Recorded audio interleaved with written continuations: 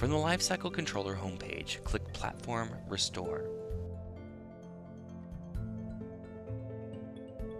Click the Virtual Media drop-down menu and then click Connect to Virtual Media.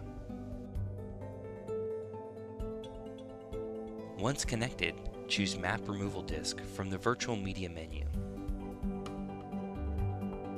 In the window that is displayed, the connected drive is shown. However, you can select another drive if preferred.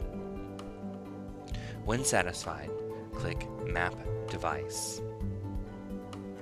Open the Virtual Media menu again to verify that the correct drive is mapped. On the Platform Restore page, click Export Server Profile. USB drive will be selected by default. If the device settings are correct, click Finish to begin the export process. The export window is displayed during the export.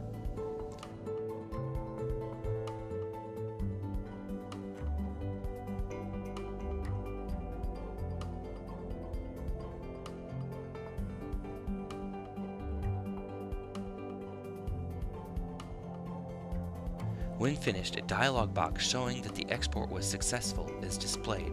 Click OK.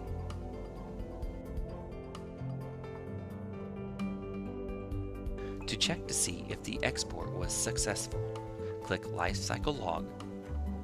In the Lifecycle Log section, click View Lifecycle Log History. This will display the log where you can verify that the export server profile operation was successful.